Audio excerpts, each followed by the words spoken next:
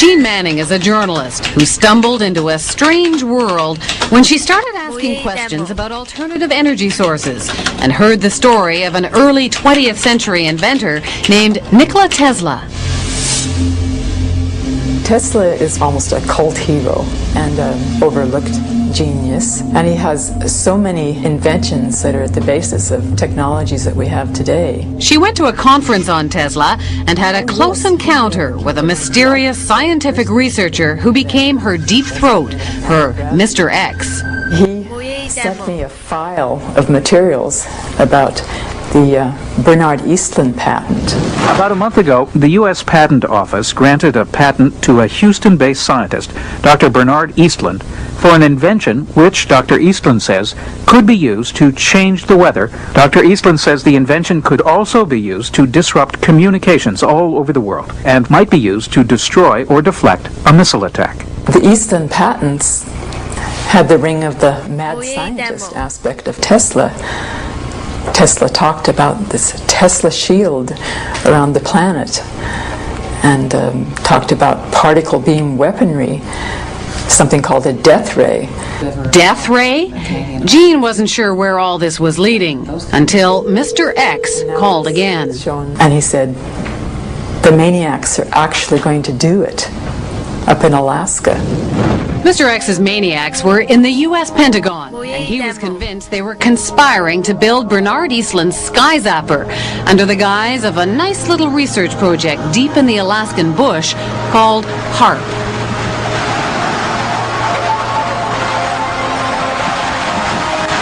The basic concept is to build a very large antenna, then to utilize a large amount of power and to beam those radio waves up into the upper atmosphere. Have you approached the Pentagon with this invention? Yes, and what I'm not at liberty to tell you is the details of what that interaction has been. The word spread through the Alaskan bush, and soon a band of suspicious Alaskans set out to warn people about what they saw as the U.S. military's secret agenda.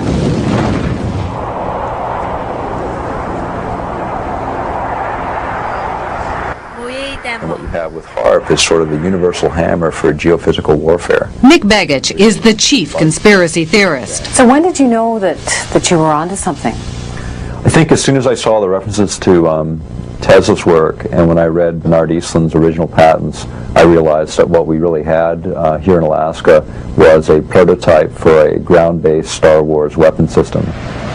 HAARP is a non-classified project run not by Bernard Eastlund, but by the U.S. Army and Navy. The official HAARP story is told by one man, John Heckscher. It consists of several types of transmitting instruments and numerous scientific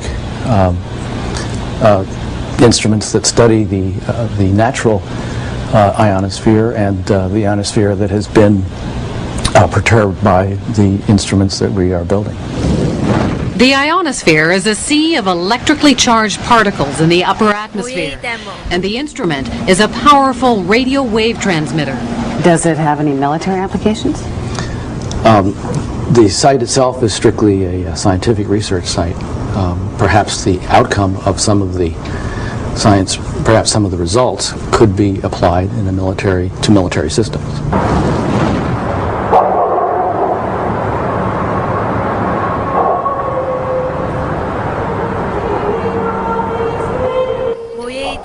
Just a little physics project? Jim Roderick isn't buying it. He's been gunning for the real goods on HAARP, and his weapon is the internet. The military is incapable of doing pure science.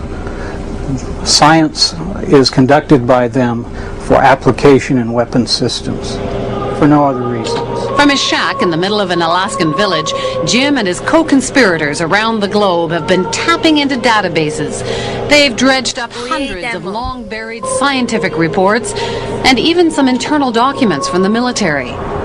They call it the world's first techno-protest, and they did it all on the military's own baby, the net. Plans for HAARP activities correlate with projections of what can be done in the Eastland patents. It's that simple. So it's not a coincidence. It's not a coincidence.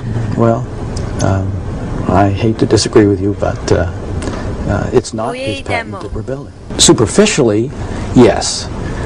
They send energy up into the ionosphere, but the Eastland patents require huge, prodigious, in fact, amounts of power, like 100 billion watts.